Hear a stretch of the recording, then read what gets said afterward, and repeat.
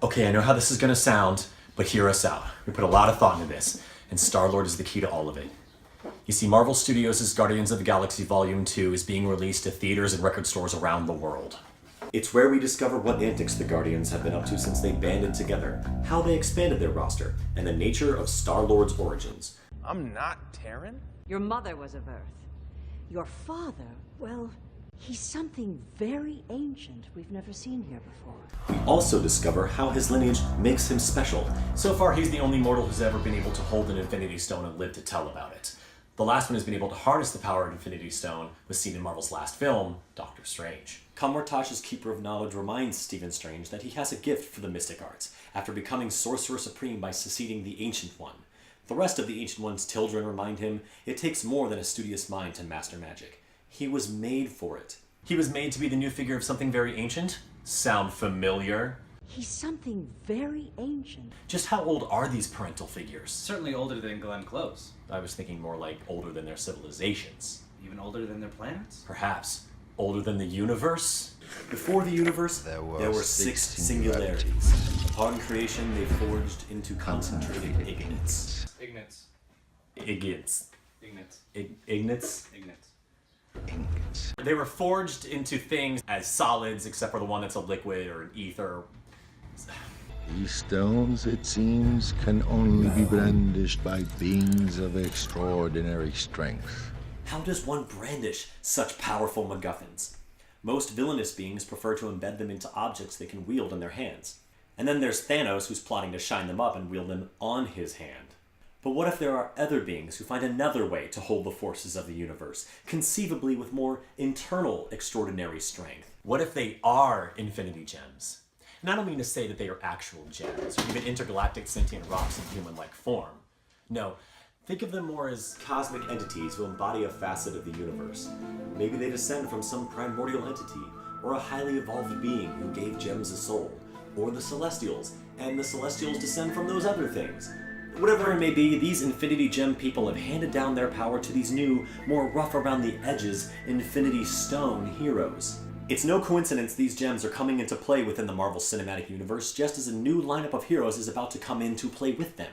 Marvel has been coyly dropping pieces of things to come throughout the progression of their films, and I'm not just referring to the secret Black Widow movie covertly hidden within the footage of the other movies. Marvel is counting on you, fan editors. No, what we're talking about is the eminent execution of Marvel's master plan, currently in Phase 3. By its finale, Marvel will have expanded their roster of heroes to include the Guardians, the Defenders, and the Avengers, who themselves continually expand their lineup. For example, after Ant-Man cracked the secret to shrinking in reverse, he became Giant Man. This is the second shocking and fantastic ability disclosed by Scott Lang, after being chosen to take over his physical space-altering role. Also coming soon are Spider-Man, Peter Parker, whose true parentage remains a mystery, then Black Panther, Captain Marvel, and even Ant-Man's partner, Wasp. But ask yourselves, why are we meeting all these fundamental characters now in Phase 3? Why have secret agents been filling out the roster of superheroes that we could have had from the beginning? Ant-Man and Wasp were two of the Avengers' founding members in the Marvel Comics, and as such, Edgar Wright had been developing Ant-Man back when the MCU was just beginning, hoping to release it sometime after Iron Man, putting him in Phase 1 of the Marvel Cinematic Universe. But this universe is a Marvel universe all its own. Just as movie studios have to adapt comic books, novels, and old TV shows for cinema, Marvel Studios built a new story with their Marvel Comics characters. And the chapter that introduces Ant-Man was scheduled for Phase 2. Or was it? It was. But it changed, right? Ant-Man was pushed even further back, premiering after the second Avengers film in Phase 3. And sure, Marvel still puts Ant-Man in Phase 2 officially, and the movie doesn't appear in the Phase 3 lineup, but neither does Spider-Man's new movie, or Wasp. It's all a ruse! Since the Phase 3 reveal, Marvel made room for all the insect heroes. Spiders aren't insects, they're arachnids. You see, this is how it works. We meet Marvel's powerhouse players, Tony Stark, Bruce Banner, Thor Odinson, and Steve Rogers. Each one becomes involved in the military and must answer the call to defend themselves and their country. In doing so, they build themselves, literally, into the superpowered heroes we know them as. They learn to control themselves, hone in their abilities, find their purpose, and finally get the whole superhero thing right. Then the fearsome foursome are brought together with government agents to defend Earth from Thanos' staff-wielding lackey. Our protagonist's role had become second nature, accomplishing missions abroad, working with allies, and innovating their trademark heroics. Yet the past catches up with them. The institutions for whom they have fought have come under attack. The heroes lose those closest to them. They have to find new allies. Their limits are tested, and it gets out of hand.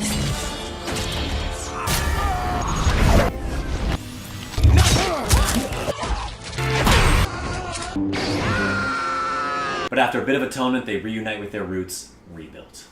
Rebuilt? Should I say reborn? Definitely not rebooted. Nice. Thanks, man. Reynolds rap. So what are we seeing in Phase 3?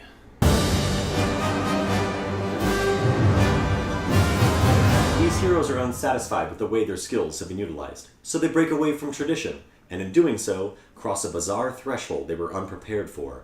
Their worlds expand to where everything they know is called into question. As a result, they challenge the rules of their respective worlds to defeat their respective villains, but at great cost to themselves, their ideals, their identities. For the new heroes being introduced, this is a good thing, because their new identity gets to wear a cape. But for the old ones, it means they are either passing the torch or being stripped of their rank. That's why we see Hank Pym, the Phase 1 version of Ant-Man in the state he is in now, in Phase 3. That's why Marvel saved Scott Lang and Peter Parker for Phase 3. And that's why Peter Quill, who brought together his own fearsome foursome of government agents to defend Xandar from Thanos' staff-wielding lackey, who was the first to find an Infinity Stone, who was the first to harness its power, won't have to draw from his father's ego to create some sort of star gem like his Avengers counterpart. In the Phase 3 installment of his story, we see his father pass that power onto him directly, learn to control it, hone his ability, find his purpose, and finally get the whole superhero thing right. And he will be the guiding hand for the rest of the Avengers as they learn to take from their elders, harness these great powers, whether or not they get to keep them, and become one with the Infinity Stones. And not in the way Vision is. Yeah, that's like Phase 2 kind of thinking. That kind of thinking has Thanos running around the galaxy collecting ingots. And there's only one not accounted for in the MCU. I am fairly certain, though, that the Grandmaster has it. Grandmaster Funk. Thanos may take these stones from their current keepers, but he still can't hold them in the palm of his hand. Not like these heroes. They are Infinity Gems, and they'll always save the day. Peter, Scott, T'Challa, Peter, Carol, and Steven will join together through the power of friendship and be the spark that the Avengers need in order to defeat Thanos. But the real victory will be in knowing that the Infinity Gems were inside them all along. Jane could touch the ether in Thor. So... Hey guys, if you liked all the allusions, the alliterations, and alterations we made to Marvel here today, please like our video. And if you liked the video, be sure to give us a subscribe, and we'll be able to put out more videos in a more timely manner. Hey! Thank you. And in keeping with the theme of passing the torch, I'm going to pass it on to Joe. Where in our next segment, we'll talk about sequels! Which in itself is a sequel. Right? Getting a nosebleed.